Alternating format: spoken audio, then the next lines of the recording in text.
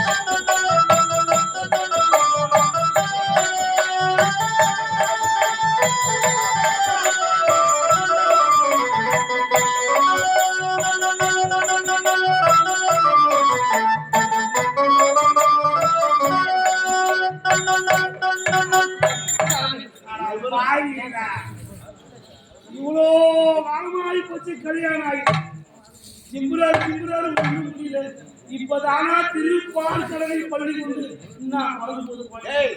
காவலன் காதல் தெய்வீகமான நாட்டு பழங்களை கட்டி சொல்லுங்கிறேன். அரண்மனையிலே வாழ்ந்தது.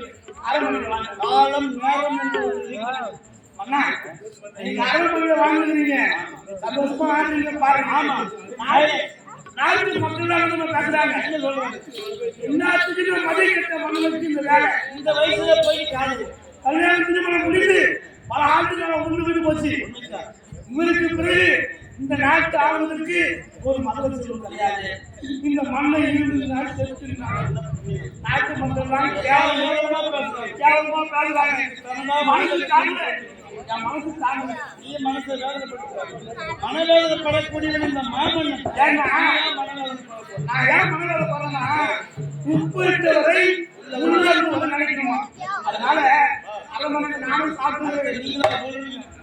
இந்த பதினைந்து குடும்பமும் அப்படிதான் இருக்குது. உப்பிட்டவரை உள்ளளவு நிலை என்று சொல்லுவார்கள் பழமொழி. ஏன் நான் ஏன் அப்பனா அவரு கழிச்சிருந்த உடனே அம்மாவா அவங்க ஓடி போய் அது தொழில். காசு வாங்கினா கூட கண்ணு திருப்பி கொடுப்பாங்க. அது தொழில். அதனால அரண்மனையில நானும் அம்மா கையால உணவு எடுத்து நான் சாப்பிடுவேன். உங்க நாட்டு மக்கள் எல்லாம் கேவலமா பேசுற மனசு தாங்கல. அதனால அதுக்காகத்தான் என்னுடைய மனைவியோடு கலந்து ஆலோசனை செய்யுங்க. அல்லா என்ன செய்யலாம்? சீக்கிரம் ஆகட்டும். எவ்வளவு மகிழ்ச்சியும் சுவாமி, என்ன கூட எளிதமாக பேசிட்டு இருக்கோம். ஓடி பிடித்து விளையாடினாலோ என் மனதில் ஒரே ஒரு தயக்கம் தயக்கம் சுவாமி. திருமணமாகி பல ஆண்டுகள் ஆகியோ எத்தனை நாட்கள் உண்டோடிவிட்டது.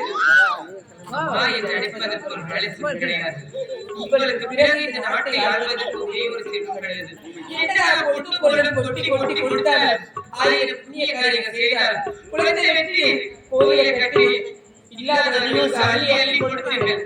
இப்பேற்பட்ட புண்ணிய காரியங்கள் செய்யோ நமக்கு அம்மா அப்பா என்று அழைப்பதற்கு ஒரு மனசு வெளியே அந்த இறைவனுக்கு நம் மீது இருக்கவே வராதா? நல்ல நேரம் நெருங்கி விட்டது. இந்த அருமையான கிராமத்தை நாடி வந்திருக்கின்றோம். எத்தனையோ கிராமத்தில் இந்த நாடகத்தை நடையாற்றி இருக்கின்றோம். ஆயிரம் செல்லவில்லை. ஆனால் இந்த கிராமத்தில் நிச்சயம் நமக்கு ஒரு குழந்தை பாக்கியம் கிடைக்கும். எதற்காக எல்லா ஆலயம் போய் சுற்றி கொண்டு வருகிறது? இப்போது நீ என்ன செய்ய வேண்டும் தெரியுமா?